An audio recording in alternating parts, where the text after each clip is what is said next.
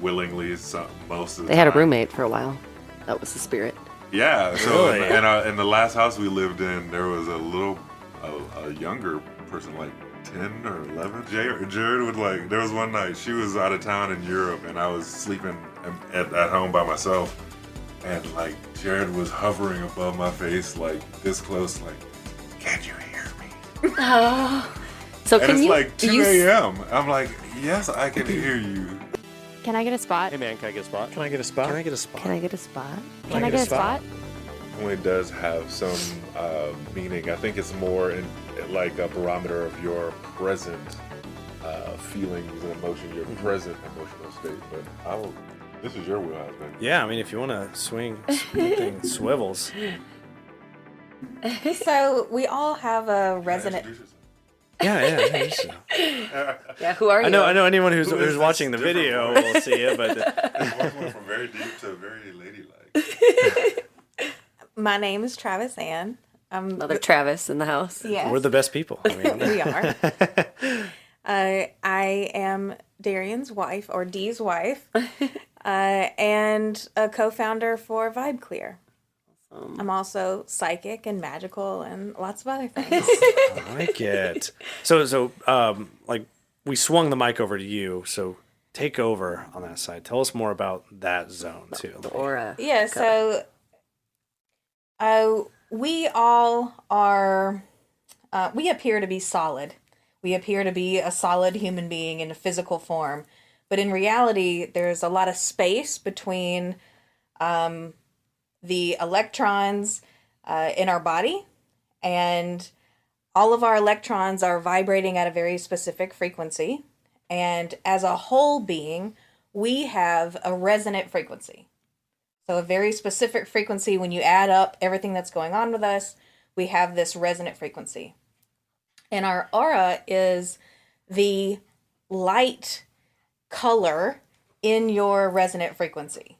So it's kind of the visual representation of your being or your essence. In terms of like our aura, it's that color visual or color representation of where our resonant frequency is. And our resonant frequency is most impacted by our emotional experience. And all emotions have a specific resonant frequency. So shame is at the bottom. That's the lowest at 30 hertz. And then you kind of move up from there. Guilt, hate is somewhere along in there. Then you move into some neutrality. Then you get up into higher frequencies of happiness, joy, love, bliss, enlightenment. And those are these emotions are big impacts to our physical resonant frequency. And so depending on your emotional state, it can have a big impact on your overall aura in that moment. So your aura can change moment to moment, really depending on how you are emotionally. But there's a lot more there because you store past emotions in your body, in your knee, in your hip, and my glutes, my ass is always sore, whatever. And so that's part of your resonant frequency along with the emotional state that you're in. His expertise is a lot more human relating and the connecting on an intimate level. And for me, it's about kind of making the mystic more mainstream. I have a lot of expertise in electromagnetics. And I have a master's degree in electromagnetics, so I have an understanding of what's happening on a metaphysical level and on a quantum physics level. And so I have kind of a different, I'm the other side of the coin. Yeah. Okay. You guys are a good pair. Yeah, no, absolutely. Can you read our auras right now? I knew you were see going to what ask our that. colors are? I was like, I knew it was coming. Yeah, Because I was just about to continue. ask. I was like, I was about to ask you. I was like, I bet when you tell people what you do, that's the first question they're like, is like, what am I? Yeah. Yeah, I can tune in and tell you what I see. I'm going to sit up and put my foot on the floor. Okay. Okay, I'm going to do Travis first. Okay, so you have some white, kind of clear towards like the base of your feet. And on your right side, it's like a deep blue. And then kind of the rest of you is more of a, like a lighter, there's a furniture color called corn husk blue, Husk blue. Oh yeah, and that is husk. specifically what I'm seeing on the whole Okay. Oh, very other good. side. So it's kind of clear and white towards your feet at the bottom. Then on your right side, a dark, deep, like ocean blue, and then the rest is that like corn husk blue. Okay. So, what does that mean? What does that? What does that mean to you? So the blue, heavy blueness would indicate a lot about the throat chakra to me and communication. The varying shades of it makes me think that there's something deeper there to communication. So maybe this isn't your first rodeo. Like you've in another life had communication experience, right? So you've got blue and then you got deeper blue. And then the clear, even though it's at your feet, the clear and white, I do feel like it's a connectedness to crown. I know it's maybe kind of odd that it's at the feet, but I feel like it's about your connectedness and your openness in your crown chakra. So what I would say, and this is where I get to use her magic and use my magic and give you something usable. What I would say with the clear feet, I would imagine that you probably feel you're most connected when you're doing something very grounding activity, like if you're hiking or woodworking, or do you have hobbies like that where you're using your hands or very in tune with nature? Yeah, I mean, I love to fish. How do you feel, like intuitively or even creatively, when you're doing those things? Are you energized? Yeah, I would say so. I mean, every time that I feel like I'm working with my hands, like when I work on and I don't have it anymore, my boat, like I would be dialed into this boat for 12 hours straight. And then my ex at the time, she's like, "Have you eaten today?" I was like, "No, I've only been out here for a little bit." She's like, "You've been out here all day." Right. And then also I'm about to pass out because I have no water and no food. And I've just been so grounded into this work with my hands that I was just like, I love it. I was like, I could do it for all day, every day on that side. So I think even that story just tells me that connection between your intuition and your grounding activity is very critical to you, but also very vital that you monitor the balance.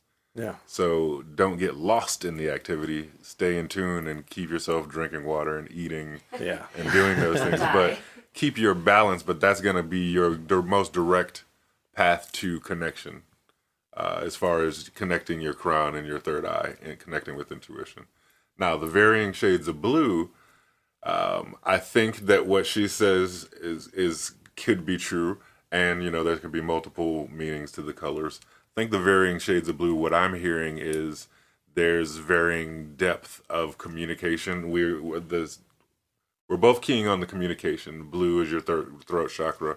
You do this for a podcast, so it's no surprise that you're all kinds of blues. Just turn. Oh. My mic was off for a second. It was. Now it's back on. Travis talks a lot, so I talk a little bit. a lot. So I mean, you probably typically show up a blue. I think the varying shades do speak to maybe there's things you want to communicate that you're not. So the lighter blues means that there's something you're pushing down. The darker blues are the things you're fine screaming from the rooftops, right? Yeah. And so knowing that the deep blue was on the right side of your body, if you were to Google like spiritual meaning of the right side of your body, you might see some things there that resonate with you on a deeper level. Yeah. Gotcha. Well, that's awesome. Well, I think probably Amanda's like sitting on the edge of her seat. She's Okay. like, Oh yeah. is it my turn? I like how she was smiling when she was doing that. I when I'm channeling, I very often smile.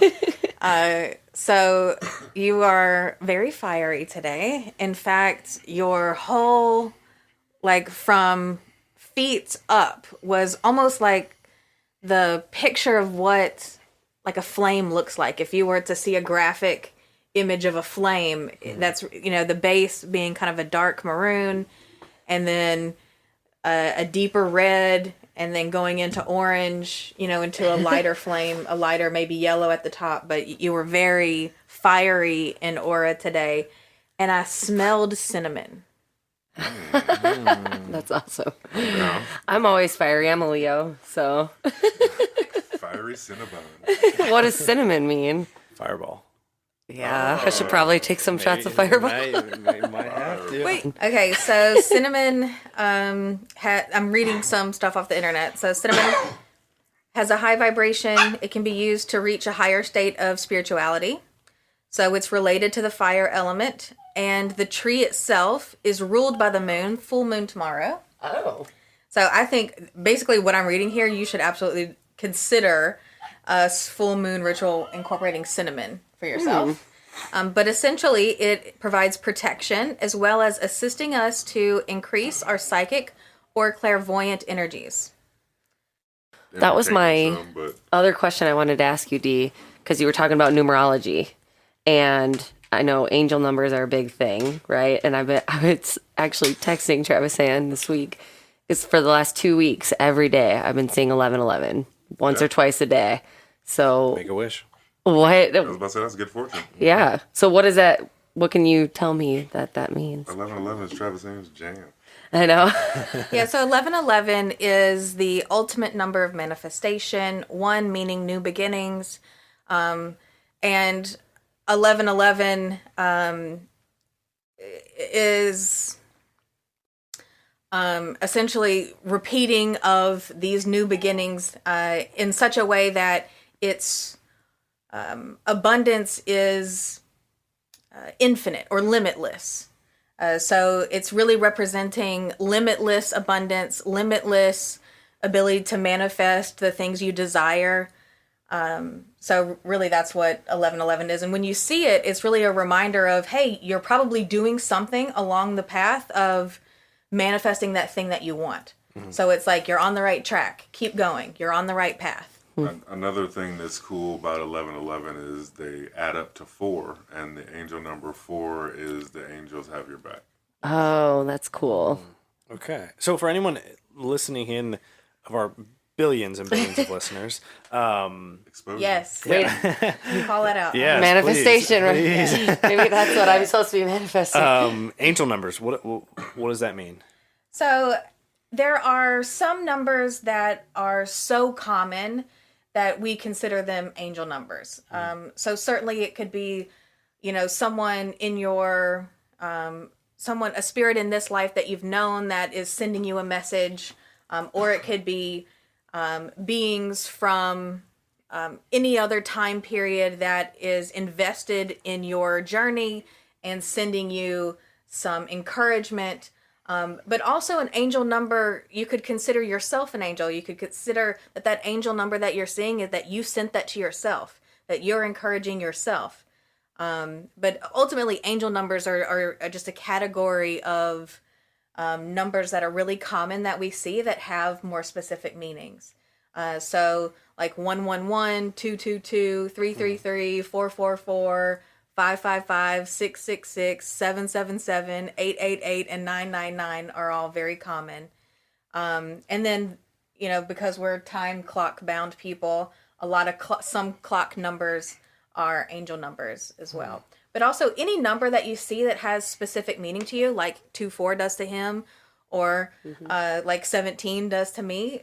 These numbers are, like I said, you can consider them you communicating with yourself. It's about synchronicity. So, like a good example, I'm a poker player, and I play a lot of Texas Hold'em.